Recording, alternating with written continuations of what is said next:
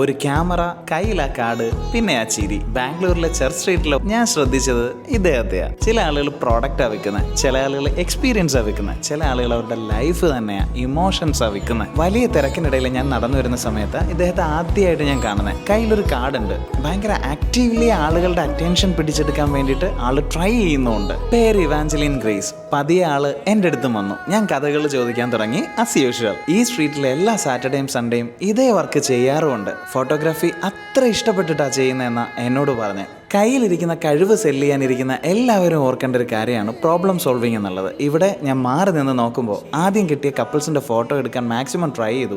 2-3 times try ചെയ്ത ടൈമിൽ അത് ഫെയിലായി. എന്തോ സംതിങ് എറർ ആളുടെ ക്യാമറയ്ക്ക് ഉണ്ടായി എന്നാണ് തോന്നുന്നത്. ബട്ട് ആളത് വെൽ മാനേജ് ചെയ്തു. കസ്റ്റമറിനെ അത്രയും നേരം ഹോൾഡ് ചെയ്തു. ഒരു കംപ്ലൈൻറ്റും കൂടാതെ ഫോട്ടോ എടുത്ത് ഹാപ്പി ആക്കിയിട്ട് ആ കസ്റ്റമറിനെ വിട്ട്.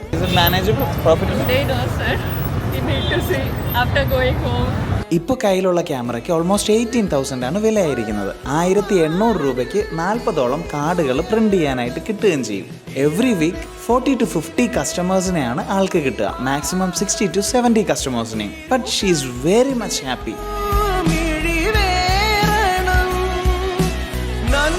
ഏറ്റവും ഈസി ആയിട്ട് സ്റ്റാർട്ട് ചെയ്യാൻ പറ്റുന്ന കാര്യം നമ്മുടെ സ്വന്തം കഴിവ് സെല്ല് ചെയ്യുക എന്നുള്ളത്. ഇവിടെ ഇവാഞ്ചലിൻ ചെയ്തിരിക്കുന്നതും അത് തന്നെയാണ്. ഇങ്ങനെ സക്സസ് ആവാൻ ചാൻസ് ഉള്ള നിങ്ങളുടെ ഒരു ഫ്രണ്ടിന് ഇവാഞ്ചലിൻ്റെ ഈ സ്റ്റോറി ഒന്ന് ഷെയർ ചെയ്ത് കൊടുത്തേക്കെ. Thank you.